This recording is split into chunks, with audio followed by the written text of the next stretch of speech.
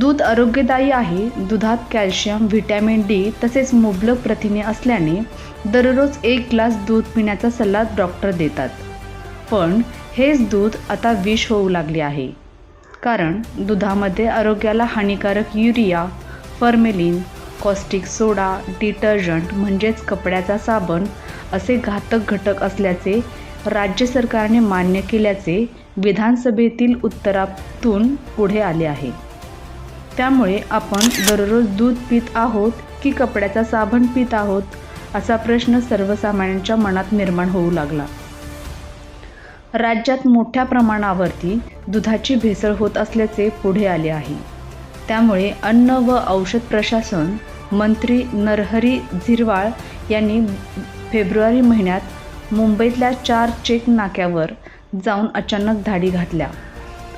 त्यांनी मुंबईत येणाऱ्या 98 दुधाच्या टँकरची तपासणी केली तेव्हा दुधामध्ये भेसळ झाल्याचे आढळून आले होते. दुधात भेसळ झाल्यास कारवाई करण्याचा इशारा त्यांनी दिला होता.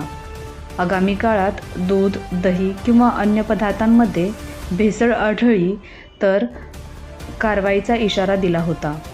विधिमंडळाच्या अर्थसंकल्पीय अधिवेशनानिमित्ताने बनावट पनीरचा मुद्दा चर्चेला आला.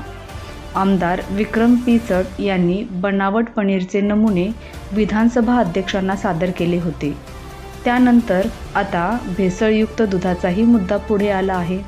विधिमंडळाच्या अर्थसंकल्पीय अधिवेशनात आमदार प्रकाश सोळंके यांनी विचारलेल्या तारांकित प्रश्नांच्या निमित्ताने दुधातील भेसळीचा मुद्दा ऐरणीवर आला आहे.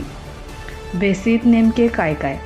राज्यात मोठ्या प्रमाणावर दुधामध्ये भेसळ होत असून यात आरोग्याला हानिकारक युरिया, हायड्रोजन पेरॉक्साईड, फॉर्मेलिन, स्वयंपाकातील तेल, डिटर्जंट, कॉस्टिक सोडा, साखर, मीठ इत्यादी अनेक घातक घटकांचा समावेश होत असल्याचे अलीकडेच निदर्शनास आले आहे.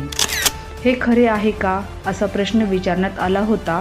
त्यावर अन्न व औषध प्रशासन मंत्री नरहरी झिरवाळ यांनी लेखी उत्तरात हे अंशतः खरे असल्याचे मान्य केले आहे.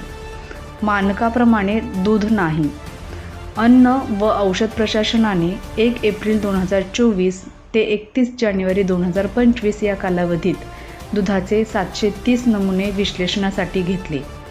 त्यातील 50 नमुने कमी दर्जाचे आणि दुधाचे 11 नमुने असुरक्षित घोषित झाले.